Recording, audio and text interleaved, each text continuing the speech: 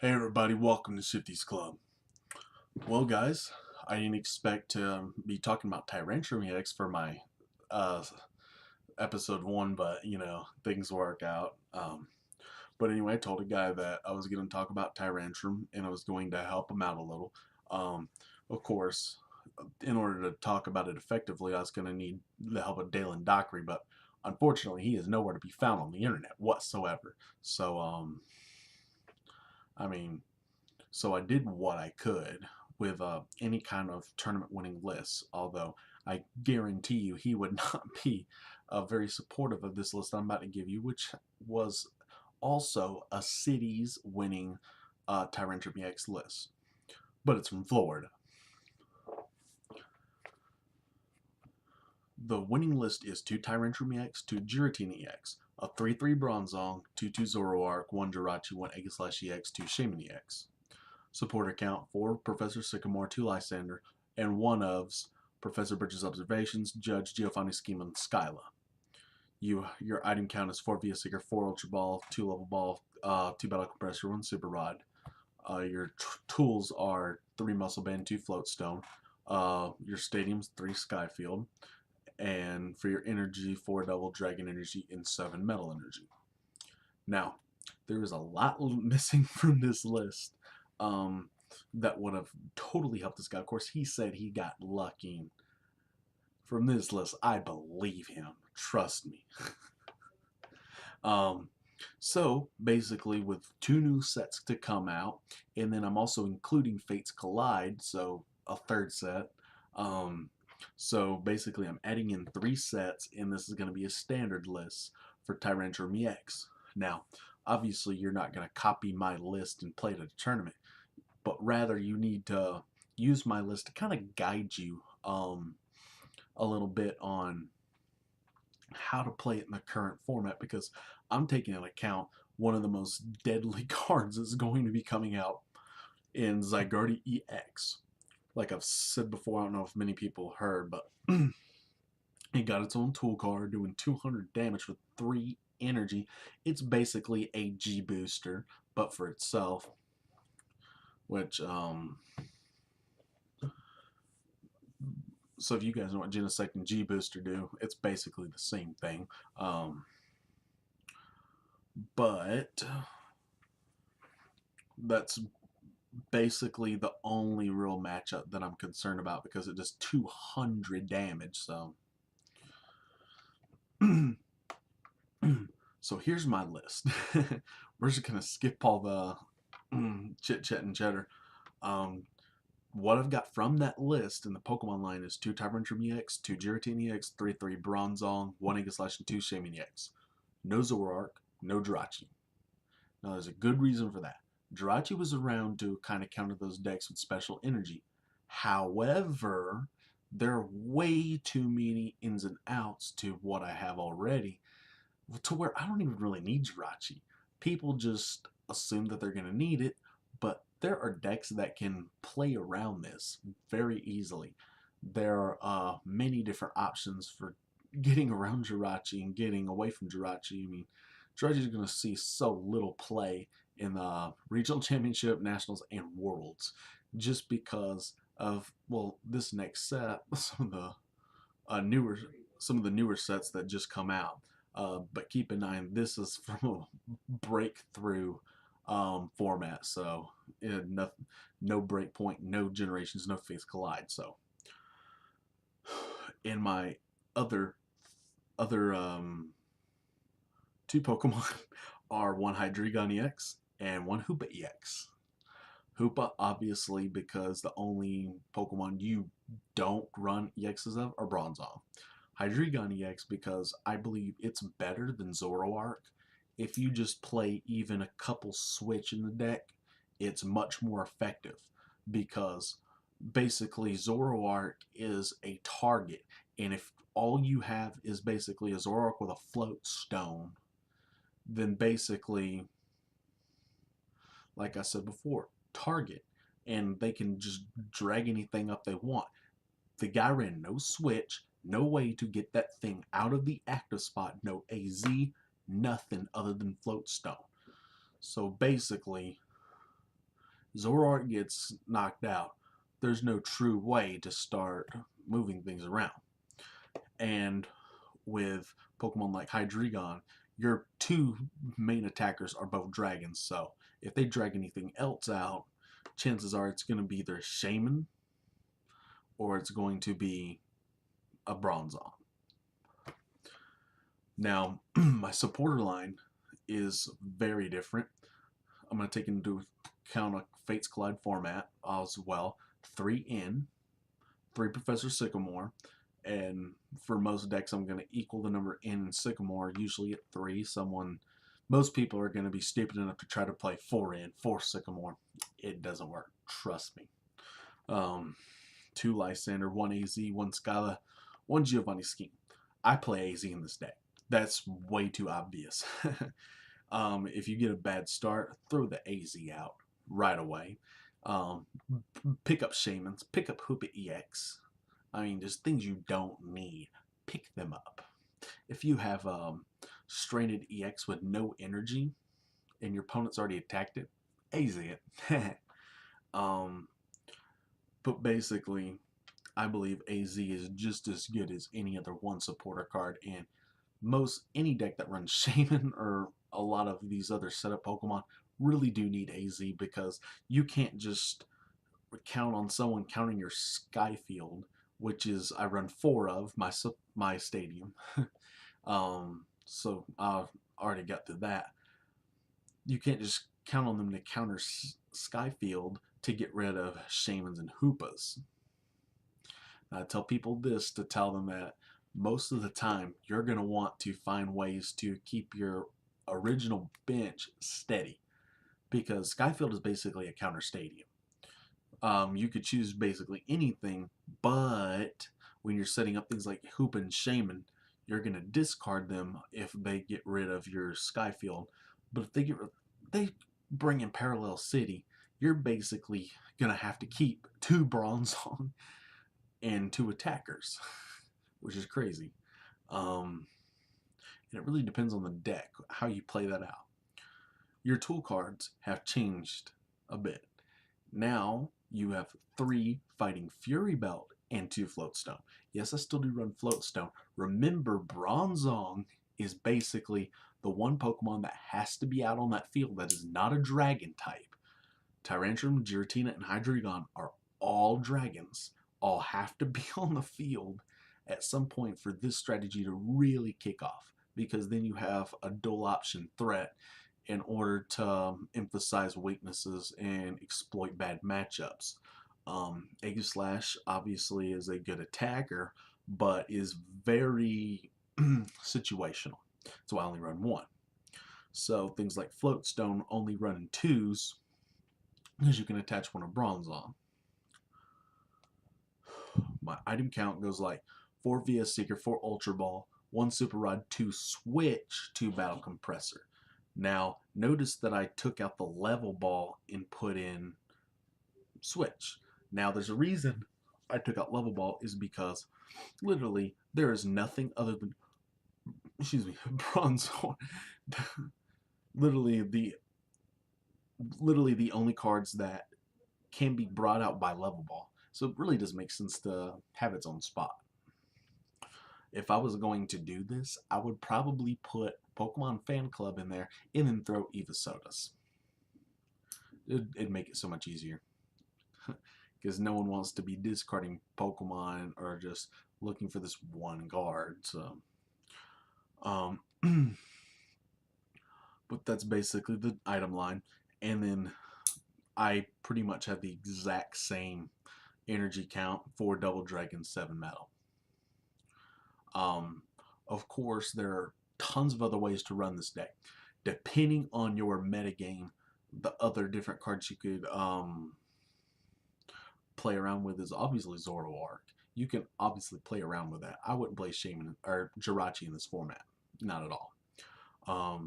You can experiment with things like Smeargle and other basic energy, given that you play in a format that is hammer heavy, which I don't think there's a single hammer heavy format anywhere. And then Dialga-EX. If you have a very EX heavy format, which is very possible, then Dialga could be a very influent cause. Because there are a lot of those that you can use. Like you can tech in that one like Srasic.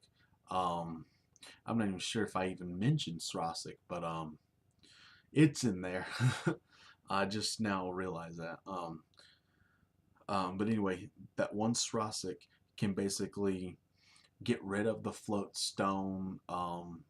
Basically force the something like a Zoroark, whatever you use, you can basically force it up and knock it out with something, and then they have nothing but EXs left, like Tall-EX, bring it up, and then they basically, since it's a standard format, they have no way to retreat outside of the Zoroark without paying a hefty retreat cost, and that takes them back several energy. So it really corrupts their setup. And things like Dialga-EX can be very, very helpful in certain matchups, especially Seismitoad.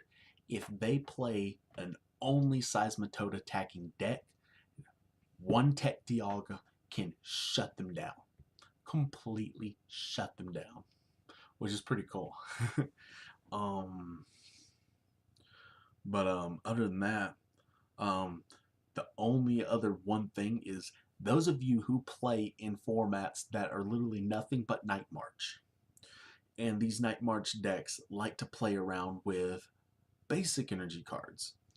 In that case, Giratina-EX has done everything it can, but it cannot stop a basic energy, which is where Jolteon-EX comes in. If you like playing that with a Smeargle, you can basically attach 2 metal from the discard pile with Bronzong, and then have the 1 lightning swap with a Smeargle for any energy, whatever. That does work. But yeah, that's pretty much all I got on that deck. I can't go deep into matchups, but I'm gonna probably post my list in the description box so people can, kind of get a feel for it. But while I'm at it, I'm gonna call this video Tyrantrum-EX and preparing for spring regionals. Because I want to basically shoot 2 birds with 1 bullet. So when it comes to spring regionals, Georgia's is the 3rd weekend in May, I believe. I've already got my hotel set up, but I don't even remember what day. That's sad. We got time off work, and I'm definitely going to be at the spring regional. I do plan on trying to win, and hopefully I won't get sick like I did at state championships, where I was really massively sick. So, I mean, literally anybody there, 170 something players, anyone that knew who I was could verify that for you. I was literally like aching in pain. I went like 1-1 drop, but I only played what I did so I could get the play points, get some of those nice prize cards that prizes they send in the mail, those rewards, and then just use those for prizes at Pokemon League. So, but basically, guys, Tyrantrum and Standard, and now for our regionals. Our expanded format is going to change completely from what it was at the Winter Regionals. From what we had at Winter Regionals, there wasn't really a lot different from Breakpoint, but with Generations, they add such a huge array of different lists just because of the few cards that come from the Generations. The biggest one being Jolteon-EX. So Night Marchers are going to have no field day with this. And we all thought with Fighting Fury Belt, we all thought Night March, oh my god, a Mew-EX with 160 HP. But I guess it's not going to have that much fun, because there's also going to be a deck there that is going to blow Mew-EX away, which is Trevenant. If it sets up on turn 1, and trust me, it's got a really good shot, and you can't find Lysander, you aren't going to win. That's what I like about it. The Trevenant Break can basically just snipe out little Joltics in one turn. Trevenant can basically snipe out Pump Caboose in 2 turns. And of course, some of those decks, the smart players are going to play Dusknoir. Smart players. Because that means that if they accidentally KO some little old basic that's not going to do anything, like a Mr. Mime or even a giratina-ex, something that's not going to damage you, basically you just kind of sort of move the counters off of them and stack some of those others, so when you pile on your 30s, you basically can create instant, like you could literally win a game in 1 turn by moving the damage counters right for the next for the turn before, which I have done. I've beaten a Night March on turn 4, took 6 prizes in 1 turn because I was able to move damage counters around. Of course, they didn't have a Joltik. All he had was a Pump Caboose, and Dimension Valley, which is scary because Trevenant also runs Dimension Valley, so they really can't really do anything about Dimension Valley. So Mu-X is basically attacking for a DCE. But then again, they couldn't get they couldn't get anything out on turn 1, so basically I took out a Mu-X, I took out a Shaman-EX, and a Jirachi-EX in 1 turn, which was pretty funny because I set up the damage counter so perfectly. They literally had like a full bench, and I just kept 30. And then I had Dusknoir. I moved it off of the Pump Caboose. They had 2 Pump Caboose, so I moved it off of them, and I put the extra damage on the other Pokemon. And then I placed on turn 2, on the 2nd turn, and then I moved that damage counters perfectly so I could set up 30 damage for each of those Pokemon for knockout. So it'd be 60 damage, KO. So it's really about how you place damage counters with Trevenant, but I'm very fluent in Night March language, so I mean, it's not like I don't know Night March, but Night March is definitely going to see a lot of play, but not a lot of success. Because of 1 card, Jolteon.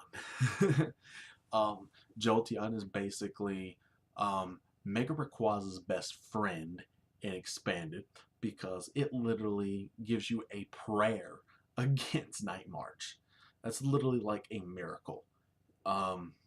But most good players, like say Jose Morero, are going to play 2 Jolteon-EX because Mega Rayquaza does such a good job of doing what it does. But Night March is the one matchup it fears the most. It can deal with things like Mega Manectric Garbodor, because all they have to do is prevent Mega Manectric from doing what they do in the first place. Plus, may I remind people that all you have to do is get rid of the Float Stone, if they are able to even get one out, to be able to use Jirachi and Shaman. Garbodor cannot stop Trevenant from trainer locking them, so a T1 Trevenant can't be blocked, period. But if they are able to get a Float Stone on the Trubbish, very, very hard to do, then it's very easy just to knock it off. But even if I just throw 3 damage counters on turn 2 on everything and have a Dusknoir set up on turn 3, move it around, I can basically move that around to knock out the Garbodor. So now you've really altered your setup, and all I have to do is basically keep moving it around and start KOing the Manectrics wisely. Of course, Lysander is not necessary, but it's very good to have in the deck. Obviously, with Dusknoir, you don't really have to have Lysander, but the only reason you would is to pull up Pokemon that can't really attack and have no way to get out of the active spot, um, and keep your opponent basically from doing anything. Um, let's see. Mega Rayquaza, I think I've already gone over that. Primal Groudon should see a little play, and there's really only 3 ways to run this. One's going to be with Landorus, is the least popular, to find those fighting energy and attach them to Primal Groudon. The most popular is going to be Wobbuffet, to slow down your opponent's setup and keep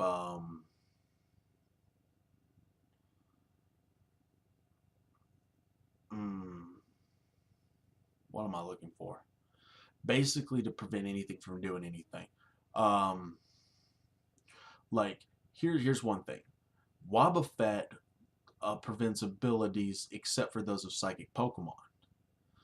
So basically, I can see why they would use it, but of course, against decks like Trevenant, you got no shot in the dirt because you can't attach the or you can't really attach anything to Groudon that's going to keep me from doing anything, because all I do is place damage counters. I don't really do any damage.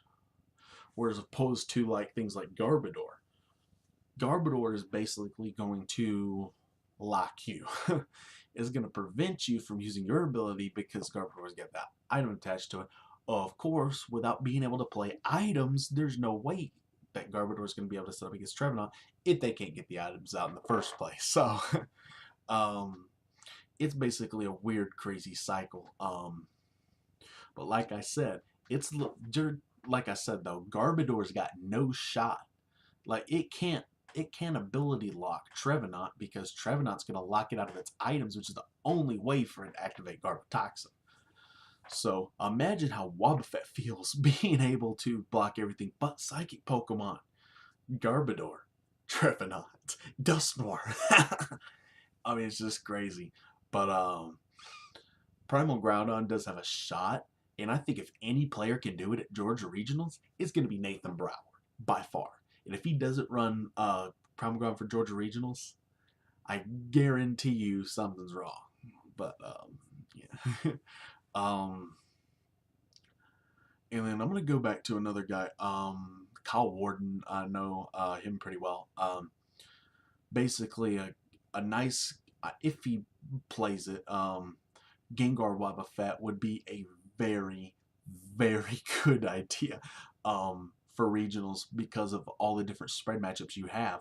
Gengar actually has a Dart weakness, so the only thing it really takes it is Yveltal-EX. But then again, you swap to Wobbuffet and ability stall them. You hit them for 60 plus poison and prevent their abilities. Most people like to do it Trevenant, but of course, guys like him can do it with Wobbuffet and do it effectively. But of course, running things like hammers really do impede your opponent's setup and ability to really do anything. So that's also a nice little bonus. Let's see. I'm gonna go for one more. Probably the most hyped deck, and it's been around for a while, is Vespiquen Flareon. And any player who plays this deck and does it to a winning situation will play the following cards. Obviously, the regular Vespiquen and the Plasma Flareon, but also one Ancient Origins Flareon, one Ancient Origins Jolteon, one Ancient Origins Vaporeon. Also runs Unknown, Shaymin-EX, Jirachi-EX, more than likely a Boundaries Cross Audino, just because, it helps. But, and it's basically a searchable full heal, so. Let's see, Executes would be somewhat useful. They definitely will play the what sets it from Dark Explorers and Polion. They may or may not play Jolteon-EX based on what exactly they have. Generally, some of the decks don't run Rainbow Energy, but some of them do. Some of these players like to focus like 2 or 3 slots on Rainbow Energy so that they have multiple attackers in the deck at the same time. So they have multiple ways to counter a lot of different things. Um, but Jolteon-EX probably won't be that popular. But you're definitely going to see those tech ability Pokemon um, rapidly. um, but here's the last one, Mr. Mime. Don't know which one, the Psychic or the Fairy. Mr. Mime will be in every one of those decks just because it's nice to have that ability to block bench damage. Of course, things like Trevenant, you can't block it because it basically just puts damage counters. And it's effective in attack, it's not damaged. Um, let's see, things like Zygarde, the regular one, um, would basically just swap it up with an attack, so you're not forced to play Lysander. You can use other abilities, but again, that's the third week of spring regionals, not the second. Um, Man, scratch that off the record, would you? Um, so basically, what we're looking at is a very diverse regionals. Um, Guys, do not forget about cards like Pokemon Communication, Plus Power, things that most people have literally forgotten about. Pokemon Catcher in its old form was literally the best card, one of the most expensive cards. But even in its flip condition, is okay compared to Lysander. So we can't forget things like it. And a Max Potion is been reprinted, so don't forget about cards like that. You have random receivers. Don't forget about those. Being able to find that one supporter in decks that literally run 7 or 8, where most of them are Professor Sycamores or Ints, which would be really good. And then don't forget about one little card that we haven't had in a long time, which is Shadow Triad's the name of it. Most people have forgotten about this card. Dark decks have forgotten about it. Most of our Primal Groudons have forgotten about it. Vespicans forgot about it. This brings back your Hypnotoxic Laser and anything else that is a plasma card. It's one supporter. You take it in. You can VS Seeker it out. It's one supporter.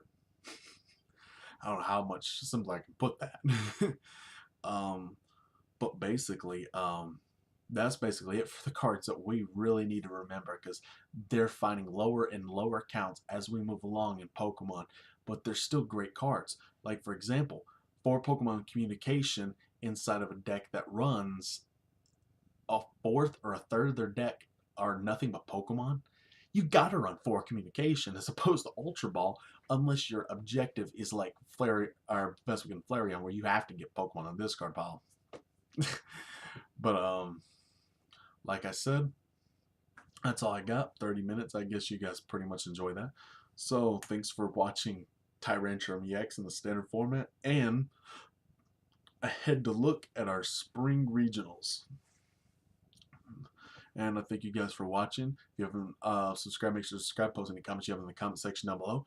And as always, hope you guys had as much fun as I had. I'll see you guys next time at Shifty's Club.